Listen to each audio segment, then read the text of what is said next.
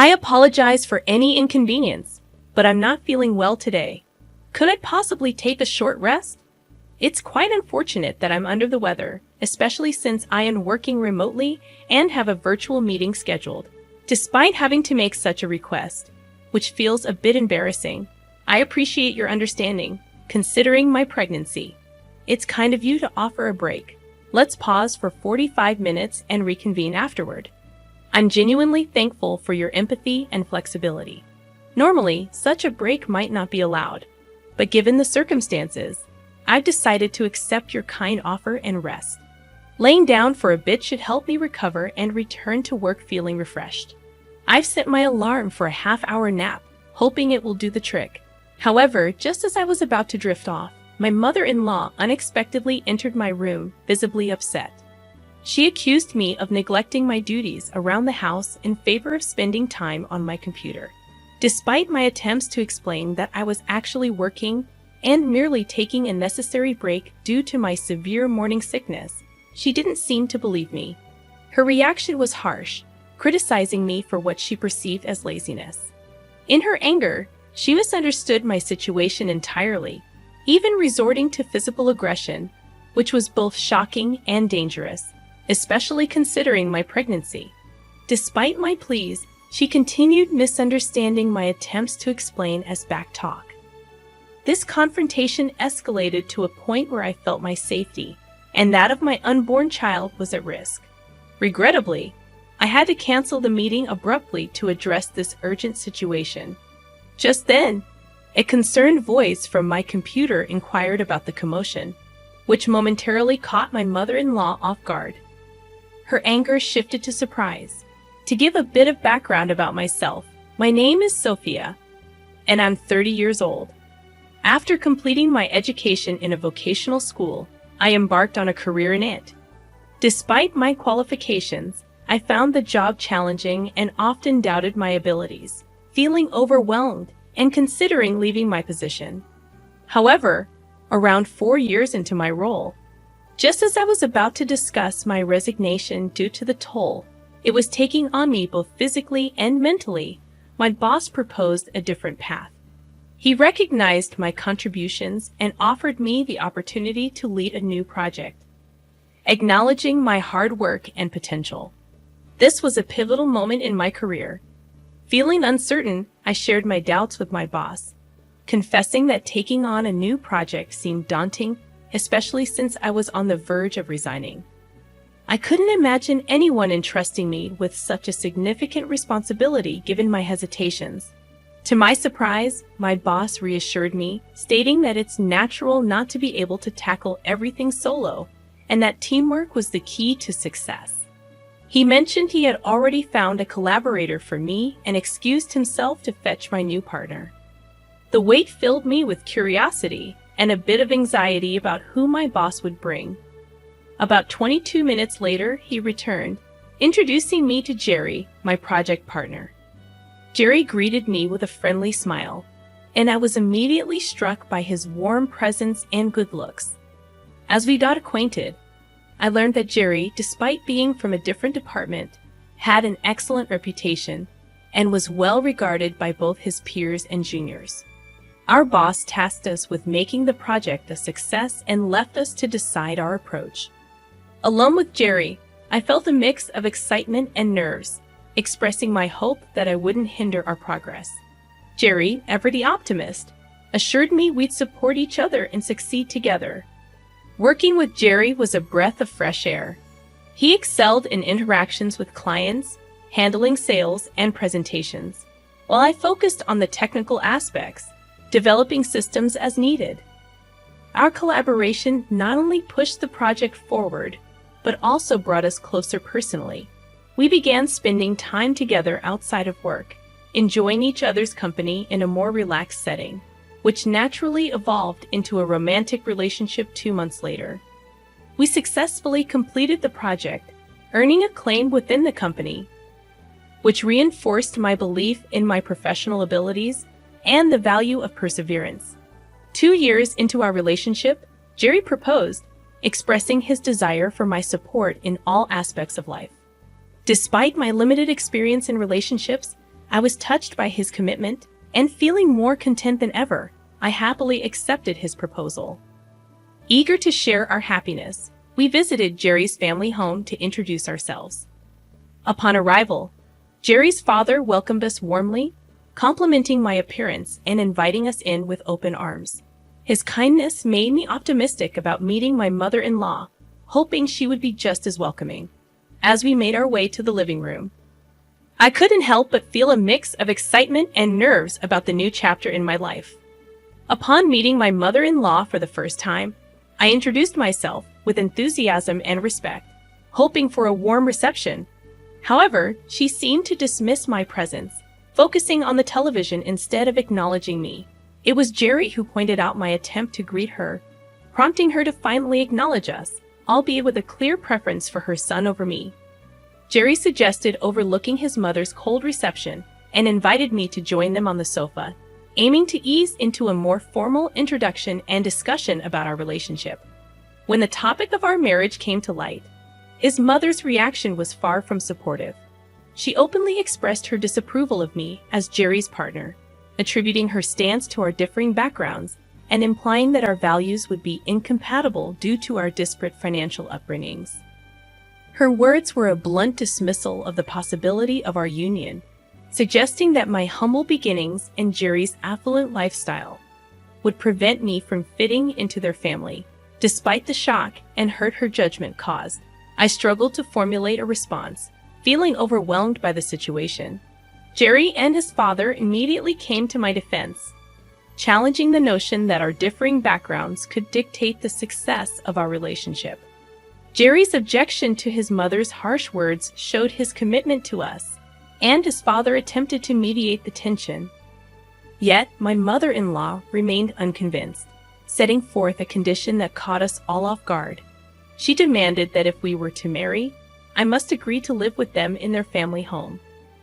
This unexpected ultimatum was her way of granting her approval for our marriage, placing me in a difficult position. The thought of not starting our married life independently as I had hoped was disheartening.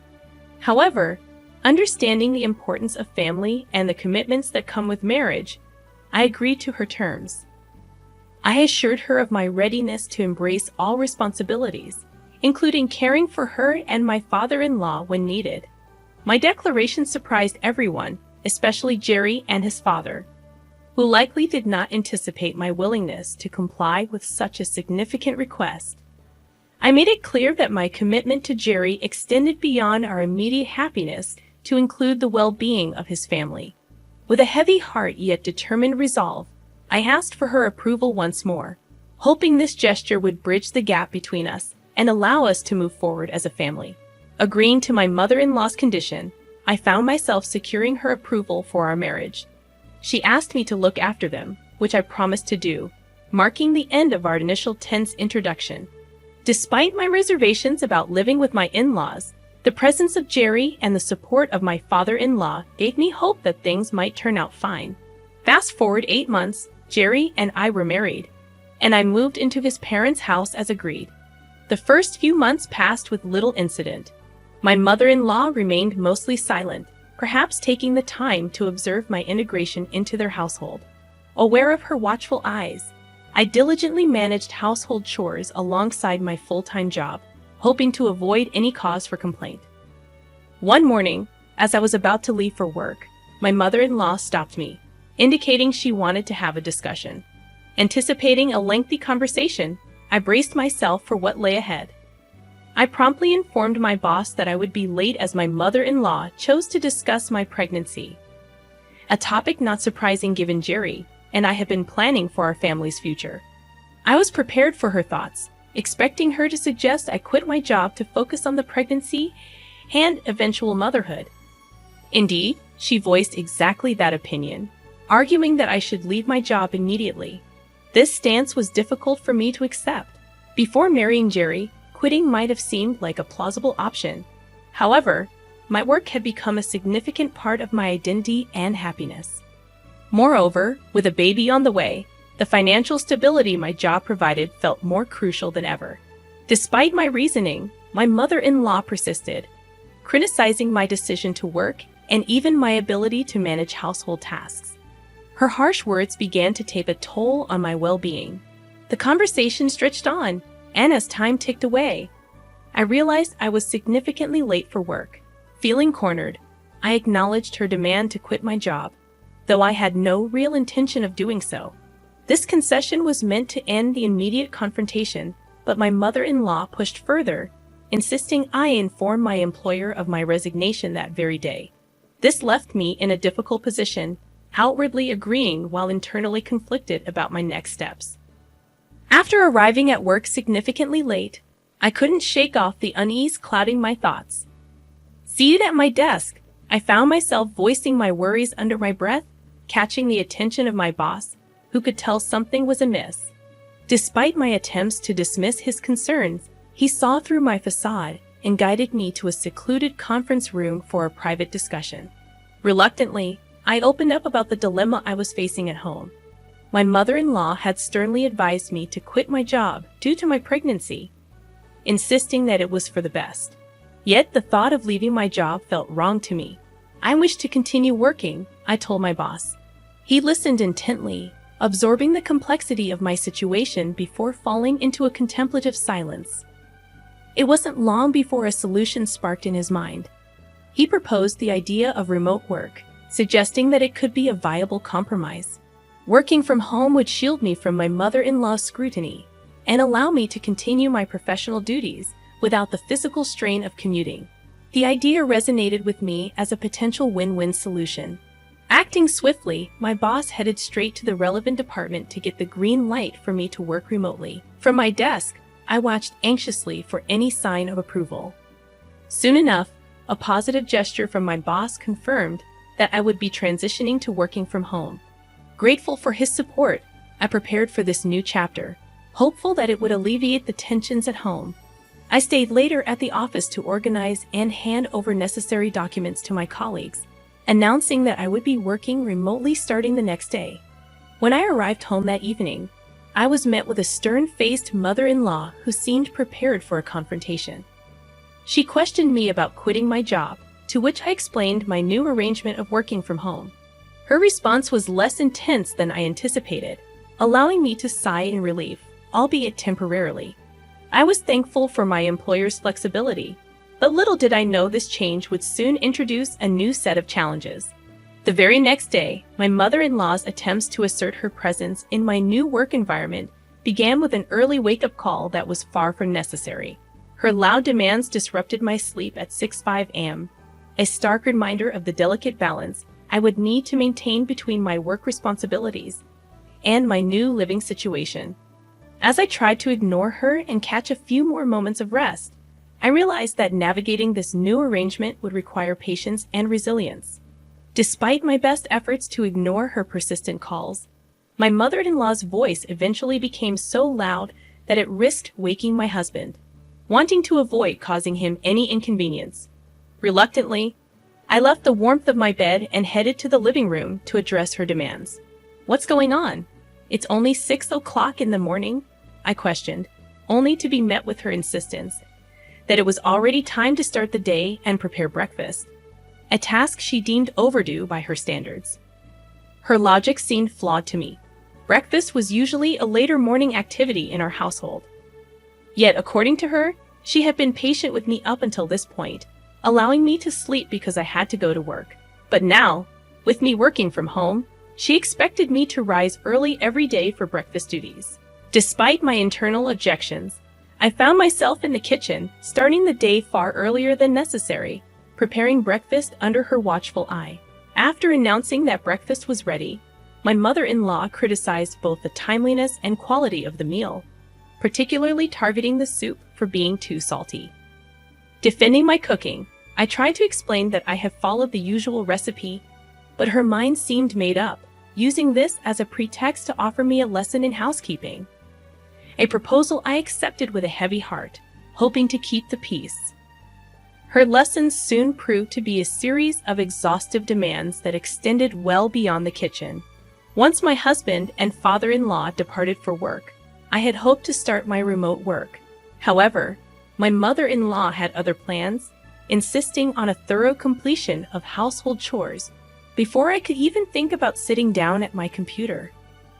Her understanding of work was fundamentally different from mine, equating value only with physical labor and dismissing the legitimacy of remote work as inconsequential.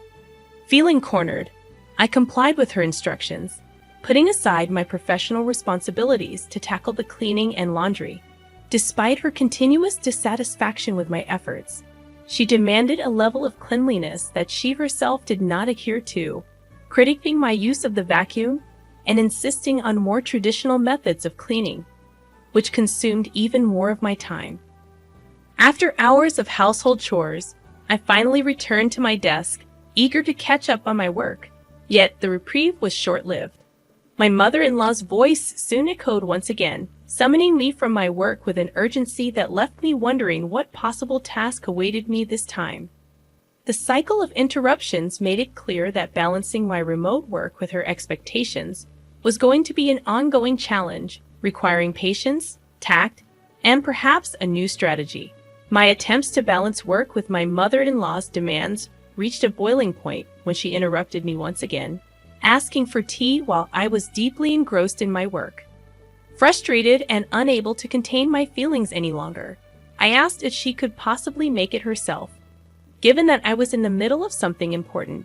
This honest expression of my boundaries was met with an exaggeratedly negative response from her, accusing me of being disrespectful and lazy, mistaking my work on the computer for leisure. The situation escalated quickly when, in a burst of anger, she physically grabbed my shirt. Although she didn't go as far as to hit me, the threat of violence hung heavily in the air. I managed to defuse the situation with an apology, but this incident marked a turning point. From then on, my mother-in-law seemed to assert her dominance more aggressively, summoning me for increasingly petty tasks and treating me more like a servant than a family member. Despite pleading with my husband and father-in-law to intervene, their presence did little to curb her behavior, as she cleverly concealed her true nature around them. Months of enduring this treatment left me both physically and emotionally drained. However, a particularly distressing incident occurred on a day when I had diligently completed all my chores early in anticipation of an important online meeting, just as the meeting was about to start. Feeling suddenly unwell, I had to request a short break during the meeting, which was kindly granted by the meeting leader. As I lay down to rest, my room door flew open, and my mother-in-law stormed in, accusing me of shirking my duties under the guise of work. Despite my attempts to explain that I was genuinely unwell and had already completed the household tasks, she launched into a tirade, questioning the legitimacy of my work and accusing me of lying. Her anger escalated to a shocking act of violence as she began to physically assault me, endangering not just my well-being but also that of my unborn child. In a desperate attempt to protect myself and my baby, I had no choice but to cancel the meeting and seek safety. In this moment of crisis, a voice from my computer offered a brief distraction, but it did little to deter my mother-in-law's fury. Her actions, driven by misunderstanding and a refusal to acknowledge the legitimacy of my work and health needs, underscored the severity of the situation, leaving me in a position where I had to reevaluate my living situation and seek a resolution to ensure the safety and well-being of both myself and my child. In a dramatic turn of events, my confrontation with my mother-in-law reached its climax when, after enduring months of mistreatment, an unexpected ally emerged. As I lay on the bed feeling vulnerable and wronged, my plea for help was unexpectedly broadcasted through the open meeting screen, capturing the attention of my father-in-law, who witnessed the entire ordeal. Reacting swiftly to what he had seen, my father-in-law rushed home, determined to put an end to the abuse. The room was charged with tension as he confronted my mother-in-law, demanding an explanation for her actions. His presence was formidable, echoing the authority he wielded in his professional life. Yet it was clear that his outrage stemmed from a place of protective concern for both me and the unborn child. My mother-in-law, caught off guard and unable to justify her behavior, attempted to defend herself. The situation escalated when my father-in-law revealed his direct involvement in the project that had brought me into the meeting, a project that symbolized a collaborative effort between our companies and highlighted the importance of my work. The revelation that my professional contributions were integral to a project of such significance seemed to momentarily shift the power dynamics within the room. Yet, the scene took a concerning turn when, in a moment of misguided retribution, my father-in-law mimicked my mother-in-law's earlier actions against me. Despite his intentions, I couldn't condone the violence and intervened, urging him to stop. Grateful for his support, but unwilling to see harm come to anyone else, in the aftermath, I found the courage to address my mother-in-law directly, challenging her dismissive attitude toward my work and asserting my autonomy. I explained the necessity of my job and the steps I had taken to adapt my working conditions, emphasizing that her demands had repercussions beyond our household. My words were an assertion of my independence, that I was neither her servant nor someone to be belittled or controlled. Her response to my defiance was predictable. Yet in that moment, I stood my ground, empowered by the validation of my work and the support of my family. The confrontation served as a pivotal moment, one that redefined the boundaries within our household and marked a new chapter in my journey toward balancing my professional ambitions with my personal life. In a moment of confrontation, I stood my ground against my mother-in-law's attempt to physically intimidate me once more. Instead of succumbing to fear, I firmly caught her wrist, warning her against underestimating me due to my apparent calm demeanor. My assertion of self-defense seemed to take her by surprise, leading to a moment of realization for her. She looked defeated and agreed to my request to inform the person in charge of the meeting about its cancellation, allowing me some peace to concentrate on my work. Later, as my father-in-law returned to his professional commitments, I noticed a significant shift in my mother-in-law's behavior. She no longer interfered with me. This newfound tranquility allowed me to make remarkable progress in my work undisturbed, a stark contrast to the previous months of constant interruptions. That evening, as I was preparing dinner, my husband and father-in-law arrived home. My husband, having been briefed by his father about the day's events, expressed concern for my well-being. Despite the tension, I reassured him that I was all right.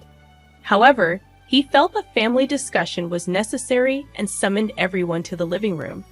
As we gathered, the atmosphere was tense, especially around my mother-in-law, who seemed anxious about the impending conversation. My husband directly addressed the day's events, prompting my mother-in-law to admit her actions. This confession seemed to weigh heavily on him, marking a moment of realization about the extent of her behavior towards me. The silence was then broken by my father-in-law's declaration of his intention to divorce, acknowledging his part in allowing the situation to escalate to this point. The announcement shocked everyone, especially my mother-in-law, who pleaded for reconsideration. However, my father-in-law stood firm in his decision.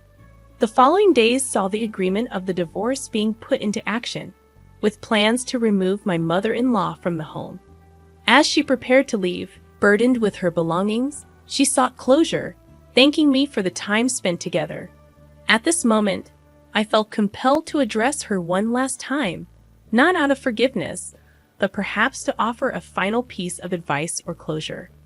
Her expression shifted as she turned back at my call, possibly hoping for a last-minute reprieve or reconciliation. However, my words for her were not of forgiveness, but a reminder of the consequences of her actions, emphasizing the importance of respect and understanding within a family. This encounter, though brief, was a poignant reminder of the complex dynamics that had unfolded and the transformative journey we had all embarked on as a result of these tumultuous events.